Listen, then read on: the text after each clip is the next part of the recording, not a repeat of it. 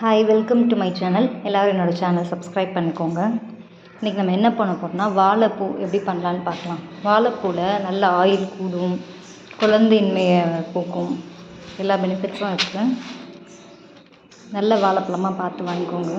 அது தோல் நல்லா உரித்து உள்ளே இருக்கிறதெல்லாம் எடுத்துருங்க.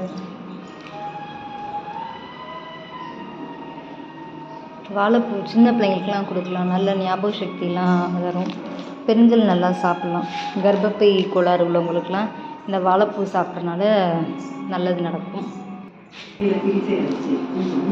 இப்படி தான் எல்லாத்தையும் உரிச்சுட்டு அதுக்குள்ளே ஒரு நாரும் ஒரு இது இருக்கும். இந்த தனியாக பிடிச்சி எடுத்துக்கலாம். இதை ஃபுல்லாத்தையும் நல்லா உரித்து எடுத்துருங்க. இது சேர்க்கக்கூடாது, சரிங்களா? நான் ஆக்சுவலாக தண்ணியில் போட்டு வச்சுருக்கேன். இது மோரில் போட்டு வச்சோம்னா ரொம்ப நல்லது. கையிலலாம் கருப்பாகாது, ரொம்ப பிசு பிசுன்னு ஒட்டாது. மோரில் போட்டு வைக்கிறது அதை விட ரொம்ப நல்லா, கூட கொஞ்சம் சத்து கிடைக்கும் மோரில் போடுறதுனால. நான் மோர் இல்லாதனால தண்ணியில் போட்டு வச்சுருக்கேன்.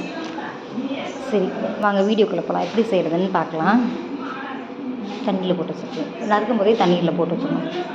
ஓகே, ஒரு கடாய் வச்சு சட்டி நல்லா காஞ்சதும் ஒரு 2 ஸ்பூன் எண்ணெய் ஊற்றுங்க. ஆயில், நான் ரீஃபைண்ட் ஆயில் தான் யூஸ் பண்ணுறேன்.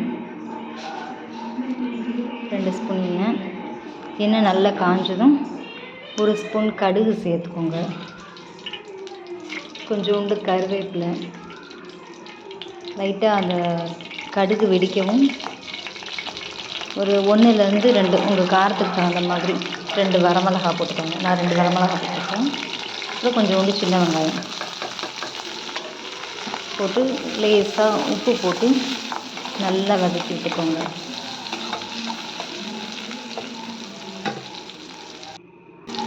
கொஞ்சோண்டு உப்பு சேர்த்து நல்லா வதக்கிக்கோங்க.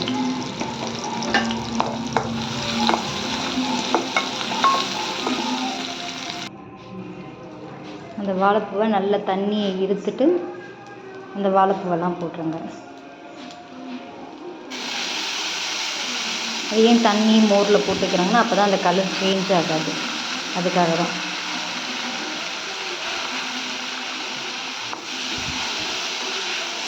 நல்லா கிளறி விட்டுருங்க. வேறு எக்ஸ்ட்ரா தண்ணியெல்லாம் ஆட் பண்ண வேண்டாம். ஒரு சிட்டிகை மஞ்சள்தூள் போட்டு நல்லா கிளறி வேக விடுங்க. இதில் எக்ஸ்ட்ரா நம்ம தண்ணியெல்லாம் ஆட் பண்ணவே வேண்டாம். அதுலேயே நல்லா நீங்கள் வதக்க தண்ணி நல்லா பிரிஞ்சு வந்து பார்த்தீங்களா?